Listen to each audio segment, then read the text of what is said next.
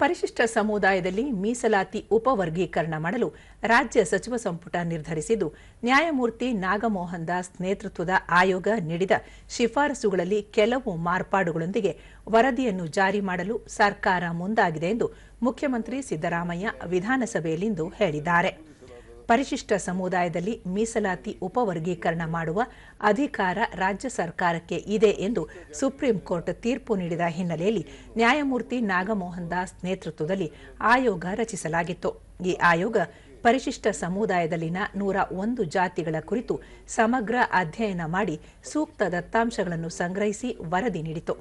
ಅದರ ಆಧಾರದ ಮೇಲೆ ಪರಿಶಿಷ್ಟ ಸಮುದಾಯದ ಎಡಗೈ ಮತ್ತು ಬಲಗೈ ಸಮುದಾಯಕ್ಕೆ ತಲಾ 6% ಮತ್ತು ಸ್ಪೃಶ್ಯ ಜಾತಿಗಳಿಗೆ 5% ಮೀಸಲಾತಿ ನೀಡಲು ತೀರ್ಮಾನಿಸಲಾಗಿದೆ ಎಂದು ಹೇಳಿದರು.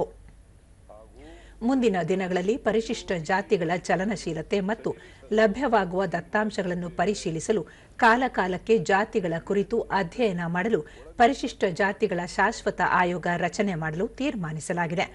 ಒಳ ಮೀಸಲಾತಿ ಕುರಿತು ಆದೇಶ ಹೊರಡಿಸಿದ ನಂತರ ನೇಮಕಾತಿ ಪ್ರಕ್ರಿಯೆ ಆರಂಭವಾಗಲಿದೆ.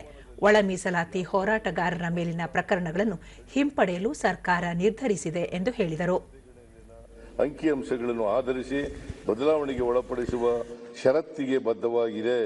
ನ್ಯಾಯಮೂರ್ತಿ ನಾಗಮೋಹನ್ ದಾಸ್ ಅವರ ವರದಿಯನ್ನು ಮೇಲೆ ಪ್ರಸ್ತಾಪಿಸಿದ ಮಾರ್ಪಾಟುಗಳೊಂದಿಗೆ ಅಂಗೀಕರಿಸಿದೆ ಎಂಬ ಅಂಶಗಳನ್ನು ಸದನದ ಮುಂದೆ ಮಂಡಿಸಲು ಸರ್ಕಾರವು ಸಂತೋಷ ಪಡುತ್ತದೆ. ನಮ್ಮ ಈ ತೀರ್ಮಾನವು ಒಳ ಮೀಸಲಾತಿ ಕುರಿತ ದಶಕಗಳ ಹೋರಾಟಕ್ಕೆ ನ್ಯಾಯ ಕಲ್ಪಿಸುವಲ್ಲಿ ಯಶಸ್ವಿಯಾಗಿದೆ ಎಂದು ಭಾವಿಸಿದ್ದೇವೆ. ಅಭಿವೃದ್ಧಿಶೀಲ ರಾಜ್ಯವಾದ ಕರ್ನಾಟಕವು ಸಾಮಾಜಿಕ ನ್ಯಾಯದ ವಿಚಾರದಲ್ಲೂ ಮುಂಚೂಣಿಯಲ್ಲಿದೆ ಎಂಬುದನ್ನು ನಮ್ಮ ಸರ್ಕಾರವು ಸಾಬೀತು ಮಾಡಿದೆ.